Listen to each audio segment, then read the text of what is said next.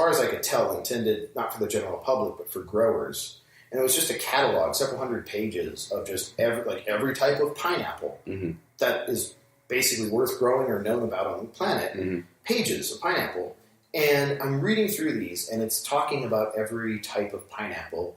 And this one is the size of like a watermelon. It's massive, and it's really low acid. The flavor's really excellent, spoils quickly.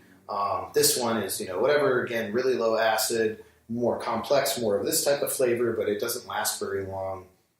And just on. And they get to the type of pineapple, I forget the name of the species that we eat. And it's like, acceptable, kind of acceptable flavor, high acidity, just really not a great fruit, kind of a crappy fruit.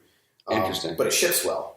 That's what I was about to say. Yeah, a lot of it is commerce-wise. Same thing with, I'm really interested in, watching this documentary on bananas, so I'm interested in bananas now. The Cavendish banana is apparently one of the worst tasting. Not the worst, but it's not great, but it doesn't go, get the black spots very fast, so it's easier to store and shelve, and, people don't want to buy the banana with the black spots on it. Psychological thing. That's all it is, and there's so many, dude, if you can get the red bananas at Whole Foods or Sprouts, that banana, I was like, oh, it's so good. And it's just a little guy, but it's delicious. For anyone who has not heard of the Mitch Hedberg's thing about bananas, he's like, stoplights, green means go, yellow means slow down, and red means stop. It's like with bananas, green means wait, yellow means go ahead, and red means where the hell did you get that banana? That's a great one. I haven't heard that one. So and the Cavendish is dying. So the previous, that's what I heard. Is the fungus is taking it out. Yep. And is it fungus or a virus? Fungus. Is it okay? Yeah, they're trying to spray for it. It's a big problem. It's just it travels just by being there. It just catches on you. You step and then you go to the other side, and it's infected the other side of the crop. And this happened once already with the Big Mike, which was the previous banana that was tastier than the Cavendish, and it shipped really well. It was a little bigger, a lot better taste. But again, this fungus just wiped out all of the Big Mike bananas across the world. And it was also, it's a secondary problem because as the soil becomes infected, remediating the soil, you have to dig up the soil, put it through a furnace. It takes a lot of heat to heat up a lot of soil to a high enough temperature to kill this fungus, and then you kill all the rest of the bacteria in there and stuff. And it's a lot of work for not enough return. So they would slash and burn new areas in the rainforest that hadn't been contaminated so they could start growing bananas there. But the problem is it's not isolated. As people would walk over there, it would track the fungus, and it eventually wiped out. It took a few decades, but the Big Mike got wiped out, and more Big Mikes. I mean, you could probably find some seeds somewhere, but you can't grow Big Mikes anywhere globally because the fungus is everywhere. Yeah. And the Cavendish is following the same fate another 10 or 20 years, and you just won't be able to find a Cavendish. Fortunately, hundreds of other types, some of which are much tastier. I'm a big fan of burrow bananas. I call them stealth bananas because they're all angular. They look like a stealth fighter. Anyway. Anyhow, I love it. So let's try to get back on top. That's the advantage, though, is when you don't have to worry about all these secondary factors, you can actually grow really tasty fruit. And because we've had to sacrifice a lot in terms of quality, it's just insane. In the U.S., everything's beautiful. You walk into the supermarket, beautiful. Every apple looks the same, everything. But you eat it and it tastes like nothing.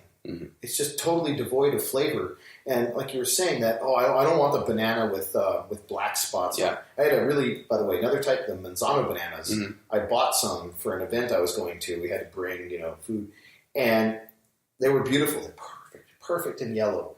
And this little girl takes one and she bites into it. I'm like, how is it? She's like, it's awful. And I'm like, what? Let me see. And I grab one and oh my God, this is full of tannins. Yeah. This is like eating a raw percent or an unripe percent. Yeah, that's the worst. And so again, those, for people who know, in other countries, Manzano bananas are really popular, but you don't even touch them until they have significant blackening. Right. And then they're delicious. Right. So we have these hang-ups, and this is another, it goes back to the education, it goes back to culture. If you want a society where people can really thrive, you have to not latch on to these easy numbers, these easy metrics, and diversity is a great thing. Yeah. Lack of diversity is why the Cavendish is dying. Yeah. Bananas are fine in the wild because there's hundreds of types and they all grow intermixed, and if one gets sick, great, there's one less banana out of 400. So I want to take that idea a little bit and make it a slight detour. how could you use robots and algorithms and maybe this is a good time to kind of bring in mana in that article, because I really like reading that. I was just like, this is so on point. Obviously there's some stuff that's like quite out there, which is cool. The last third gets a little like I said, but I loved it. No, I loved the last. You said that, and I was like, the last third was my favorite part. Oh, okay. but I understand why you like the first part. But nonetheless, like the cool thing about this, and it's the Mana. If you want to go read it, it's MANNA. It's like online. It's free. You can read it. It's just like a website, and you click through the chapters. It's on Marshall Brain's website. The guy, I believe he did How Stuff Works. Yeah, I don't know. He's the guy who started that whole thing. So yeah. But in this, it's this whole story about how robots kind of are taking over, but not in like we're trying to control you through like the robot being sentient. Just in like there's a bunch of like upper elite people who own these companies that want to increase profit, and they do that through like starting these robots that tell people what to do. Like at a burger place, go clean the trash, go clean this, and it just like perpetuates throughout the entire society in different levels in different industries. And at Walmart, they're doing the same thing, and then it gets into like lawyers and like simple, legal issues that are like kind of repetitive, and then it's basically throughout everywhere. And if you get in trouble or you get fired, then you're flagging the system. You can't get a job. So there's a bunch of homeless, and they just put them in like these places that they construct really quick called terraforms, and they just leave them there forever, just letting them exist until they die, and they can't leave. Well, they kind of can, but the robots are there that eventually come to be, and the robots end up just kind of taking over. But anyhow, it leads to this awesome society where this guy gets buys a share, or his dad had bought him a share to go to this society, and it's called the Australia Project, and it's just like the reverse, where instead of robots running people for like an elite, they just help everybody just to live.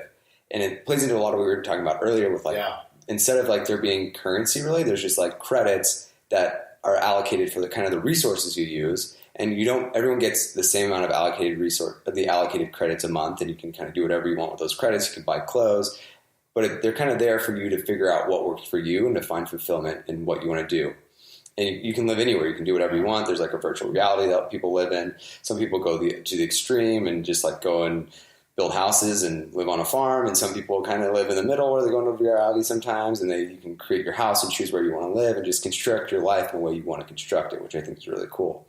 But coming back to where I was trying to go with my initial question and point is, how could we use a technology like that, like how they have the robots work for them, right? Mm-hmm. And how could we have the robots help us understand those more difficult to track metrics that are the better metrics? Because we do like the kind of the easy metrics, like the dollars, the numbers. But there's other metrics that I think are really important, like human well-being, like how content, how happy is someone, how fulfilled is someone. What are maybe some possible ways to do that? It's hard to do that because metrics fundamentally, anytime you're taking multidimensional data, there's a lot of different aspects of which, and you're trying to collapse that down into a single metric, you have a problem. Mm-hmm. And part of that problem is that you've lost the dimensionality of that data. You've lost a lot of nuance. It's kind of like taxonomies versus ontologies. If you try to fit everything like we've done with life into a taxonomy, where there's this, at the top level, there's our plants, and now there's like 5 or 6 of them, but it used to be just plants and animals when I went through school. Right. And then below that, there's these different phyla and classes and all this. Mm-hmm. They've had a lot of problems classifying that, especially with newer DNA analysis, because it's like, well, that one's like this, but it's also like this. So whenever you're going to do a taxonomy, you have to choose what side of the thing you're looking at and then fit it into that. And so a taxonomy is really rigid because you can only organize things hierarchically one way. But in real life, there's a lot of different ways to look at things and different dimensions to examine something on. So when you're choosing metrics, the only way I've seen to kind of get around this, and I'm not even sure that totally solves the problem, but we had, at Cahoots, there was a health panel, a Perch initiative, which was really cool, like talking to different people from the healthcare industry. There were some security sessions and other stuff. And one of the women that I've worked with in security, she worked at the time, I think, for, not Banner, but was it Osborne Health? And I asked her afterwards, I'm like, so everyone gets led astray and they chase these metrics that aren't actually useful. How do you keep from killing people? Because in computing, we do all kinds of stupid stuff and it leads us in the wrong direction. Lives are on the line in medicine. How do you keep from killing people by chasing the wrong metric? And her answer was interesting. She's like, well, we always evaluate the metrics, and we do kind of a meta metric, and we reevaluate what was the original goal here. And as you put a metric in place and everyone starts to then chase that metric, like, okay, but what's that actually doing to the system itself? Mm-hmm. And is that good? Is that what we want? Or is that leading us in the wrong direction? And if it is, okay, how do we adjust the metric or switch metrics and constantly keep mixing it up so people don't get pulled into one area, like one specific thing chasing a metric? So, yeah, I mean, having more metrics is fine. But again, what does happiness mean and how do you measure it? These are not easy questions to solve. Right. But you have to have them mean something. And anytime you're kind of like, well, it's close enough, there's nothing more dangerous than an easy-to-measure metric that's almost useful. And that's most of what society has right now. Right. So assuming you can solve that, we won't dwell on that, then let's look at machine learning and AI. Yeah. AI, I think, is a stretch. I don't think anything out there should be called AI right now. Almost nothing out there is in any measure intelligent. What you're looking at with these ML techniques, whether you want to talk about, SOMs, self-organizing maps, whether you want to talk about convolutional neural nets, CNNs, or deep CNNs, whether you want to talk about generative adversarial networks, GANs, CANs, capsule networks, LSTMs. I mean, there's a slew of these things. I'm not going to expand all the acronyms. Whether you want to talk about those, all they do, for the most part, is they take a whole bunch of data and they find patterns that you would normally find.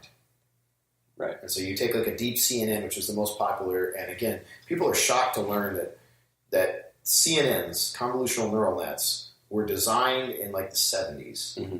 They didn't catch on because we didn't have the data, we didn't have the computers to make them do interesting stuff. But this is not a new idea. It just took a while for everything else to fall into place. And again, it's a really cool thing to find patterns, but that's all it does.